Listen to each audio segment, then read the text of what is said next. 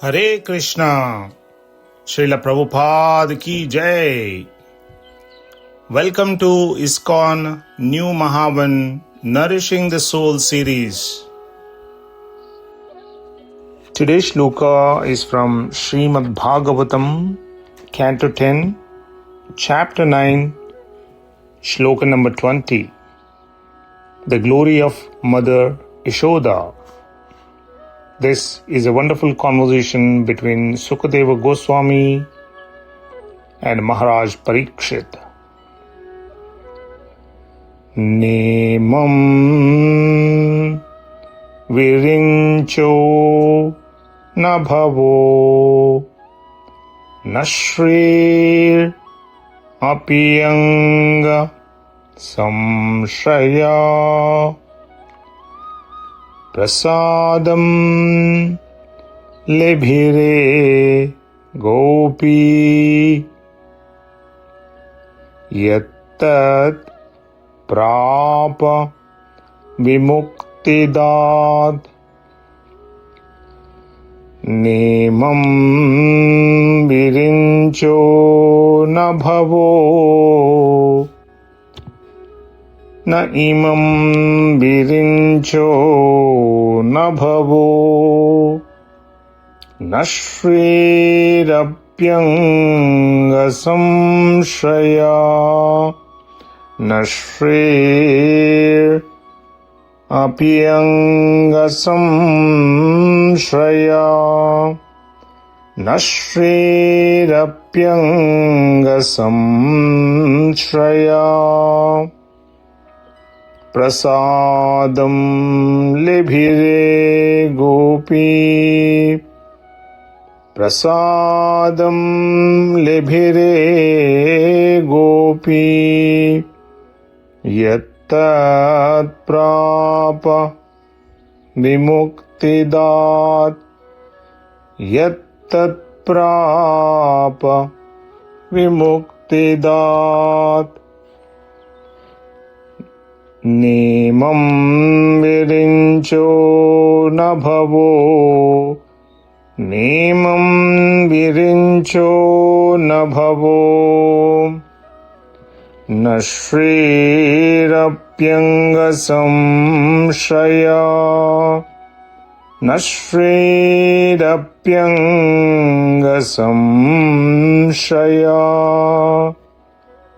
prasadam lebhire gopi prasadam lebhire gopi yattat prapa vimuktidat yattat prapa vimuktidat. Translation by His Divine Grace A.C. Bhaktivedanta Swami Srila Prabhupada. Neither Lord Brahma nor Lord Shiva, nor even the goddess of fortune, who is always the better half of the Supreme Lord, can obtain from the Supreme Personality of Godhead, the deliverer from this material world, such mercy as received by Mother Yashoda. Nemam virincho na bhavo nemam virincho na bhavo nashrirapyanga samshaya nashrirapyanga samshaya prasadam lebhire gopi yattat prapa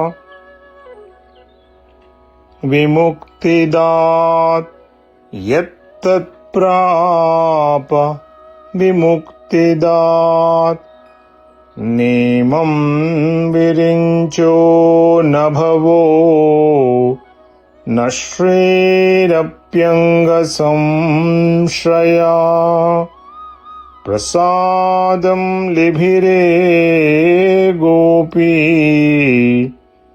యత్తత్ ప్రాప విముక్తిదాత్ యత్తత్ ప్రాప విముక్తిదాత్. Please like and follow ISKCON New Mahavan on Facebook, Instagram, YouTube for your daily soul nourishment.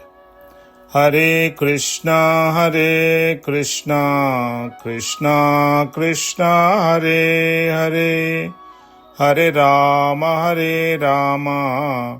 Rama Rama, Hare Hare.